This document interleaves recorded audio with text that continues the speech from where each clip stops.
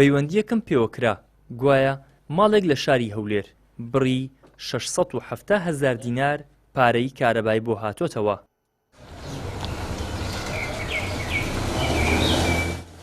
منیش چووم و بە دوواداچوونم کرد تا بزانم چی لە ماڵەکەیدا هەیە و بۆچی ئەو بڕە پارە زۆرەی بۆ هاتۆتەوە. ئەم ماڵە بوو کە بڕی 670,000 دیناری پارەی کارەبای بۆ هاتبەوە بە پێی قسەی خاوەن ماڵ لەگەڵ هاتنی پرۆژەی ڕووناچی بۆیلەری لابردووە. لەبری ئەو گیزەری غاز بەکاردەهێنێت. 45 ڕۆژیشە سیستەمی وزەی خۆر بەکاردەهێنێت کەچی وەک خۆی دەڵێت حکوومەت 670,000 دیناری بۆ کردوون بە خەڵات. وەستی پێشی 163,000 بوو. گوتمە منەو پارەم پێ نادری. هەستم چون پارەم قەت کرد ڕاست تاقە شەمسیمی نابەستامەوە تقریبان نێزیک بوویتە مانگونی وەکەم بەستایت.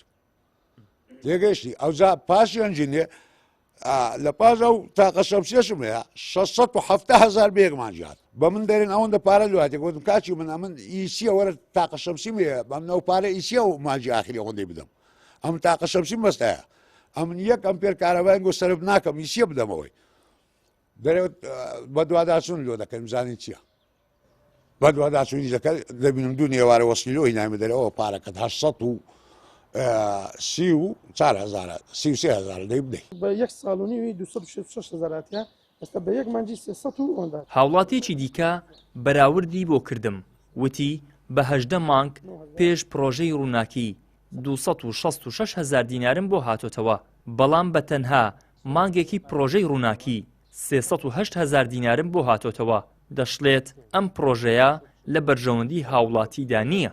18,000 کارەبان بۆ هاتوتەوە لە ساڵ و نیوە پێش پرۆژێ ڕووناچی بە هەر ساڵ و نیوەکەی 266,000 دینار هاتەوە بەڵام ئێستا لە یەک مانگدا 308,000 هاتەوە کە بەڕاستی ئەم پارەیە گەلێک زۆرە. ئەم پرۆژە بەڕاستی لە خزمەتی خەڵکی هەرێمی کوردستاندانە. ئەم پرۆژەیە خەڵکی کرێسی هەیە من هەرجیرانەکەم دوێنێکە 500,000 باتەوە 500,000 لێ وەرگتووە بەڵام مێم کە لە ماڵەوە بەجیانێت بوو 308,000 دینار تەنها ئەویان ئیمان گونیوەکە طبعاً ئی مانکەیتر 335,000 ئەوان داخل کرد بەڵام ئەم پارەیە بەڕاستی ێزگار زۆرە. ئەوەتی بوویتە ڕووناچی ئەم گیزەرم کوژاندیتەوە. هاوڵاتیان و هاوبەشانی پرۆژەی ڕووناکی حکوومەتی ماوە بەسەرچوو لا زۆری کرێی مانجی ڕابردووی کارەبا تووڕە و بێزارن و زیاتر لەوەی وەک خزمەتگوزاریەک لێی بڕوانن وەک پرۆژەیەکی بازرگانی کەرتی تایبەت لێی دەڕوانن.